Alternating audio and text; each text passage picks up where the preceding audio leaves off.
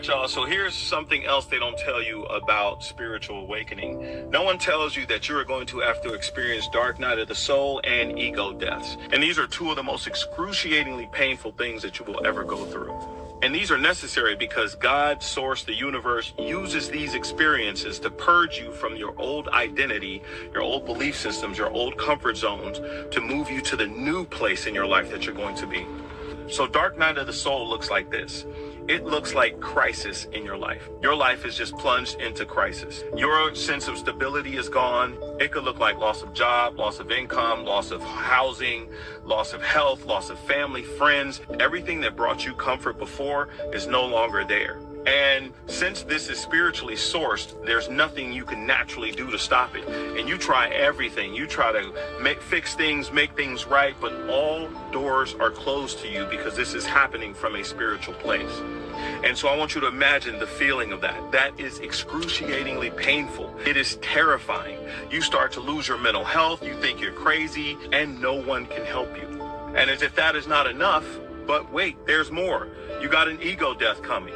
You know what that looks like? Any identity that you have held on to is going to dissolve.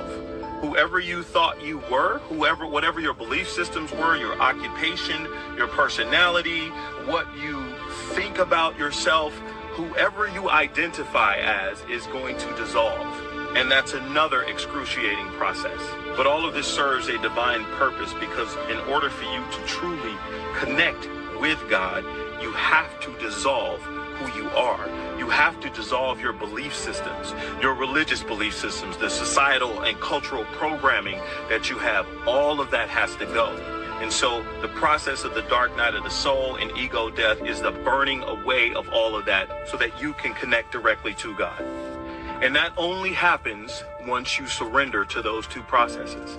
The hardest thing to do is surrender and allow yourself to fall to the bottom. But when you allow yourself to fall to the bottom, that's when you go to the top. That is the cheat code for ego death and the dark night of the soul. Surrender to it. Once you surrender to it, then your connection becomes very, very clear. Your signal becomes clear directly to God. Once your signal and connection to God becomes clear, everything changes from you. You walk in gratitude, you walk in peace, you walk in true love. You see the world differently because you have a lot of people that have awakened and say, oh, I've awakened and this world is horrible and I hate people now, so I'm just going to go into seclusion. And I say to those people, you haven't had your dark night of the soul moment yet. You haven't had your ego death yet. Because think of how much ego it takes to say the world is horrible, except for me. Think about that. Your ego death is going to show you that you are horrible too. You have stuff too. It's going to show you that. And then after that process, you will not look at the world. You won't look at people the same way. You won't want to exit the world. You actually want to stay here and help the world. Because then that's when you start gaining a level of Christ consciousness. So if you think about how Jesus was when he walked the earth, he loved on people. People that the world said didn't deserve love. The lepers, people that were sick, women who were caught in adultery, the woman at the well, all of the people that the world said did not deserve love, those are people that Jesus loved on because he saw the world through God's eyes. Far too many people are religious and awakened individuals don't see the world through God's eyes, and that's why they're still able to harm other people while claiming God.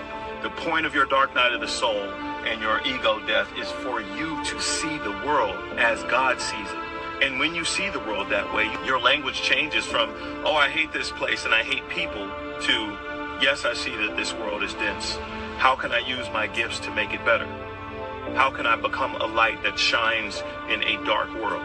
How can I love on people?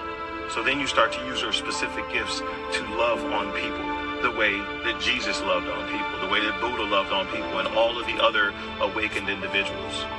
So I don't wish the dark night of the soul or ego deaths on anyone, but whoever it's meant to happen to is going to happen to. I want to say to you, stay strong during that process, but that ain't it. It's actually surrender.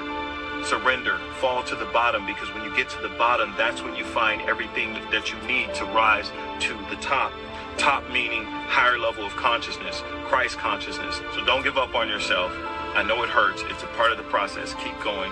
You're going to get through it. All right, y'all. So here's something